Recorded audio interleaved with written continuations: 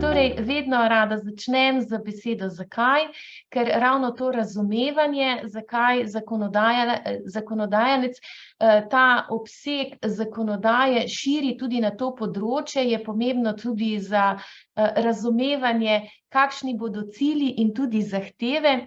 Potem bomo na hitro predstavili ta predlog in se malo bolj posvetili tem informacijam, ki jih bo treba razkrivati v okviru digitalnega potnega lista za izdelke.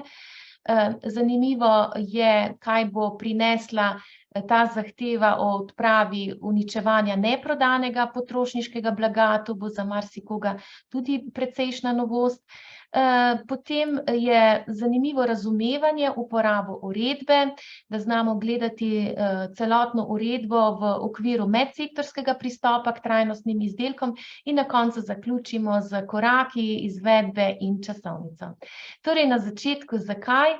Vemo, da vsa ta zakonodaja je del te velike slike Evropske unije, tako imenovani zeleni dogovor, ki ima pod sabo veliko področnih zakonov, nekateri so izrazito vertikalni, kakšni bolj vertikalni, horizontalni, ampak gre za to bazično tendenco Evropske unije, da ob tem, da bi zagotavljala oziroma spodbujala ekonomsko rast na trajnostni način, hkrati tudi razdvoji to hkratno rast tudi uporabe materialov, teh tudi zavrženih materialov, to potratnost ravnanja z viri in da bi dejansko z boljšim upravljanjem z viri in materiali, iz katerih so izdelki proizvedeni, na ta način dosegala dva cilja, ekonomsko prosperiteto in tudi trajnostno vzdržnost.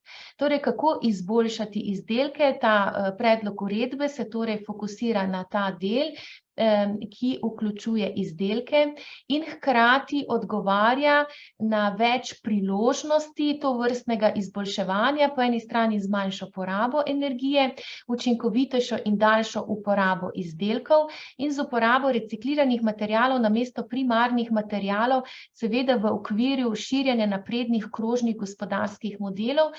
Torej, kot vidimo, takoj prepoznavamo ta širša dva cilja, ki se spajata. Po eni strani gre za ta krovni cilj dekarbonizacije, prva stopnica leto 2030 -55, ali zdaj slišimo že višje odstotke ambicij in seveda potem do leta 2050 neto nič ogljičnost, seveda preko teh krožnih gospodarskih modelov v tem segmentu, ki ga danes uporabljamo oziroma se fokusiramo. Torej, potrebujemo nov pristop, nič novega ne razmišljamo, ampak gre za to, da bi ta pristop naj našel pot tudi v implementacijo iz vseh teh strateških dokumentov, ki jih imamo že kar vrsto let.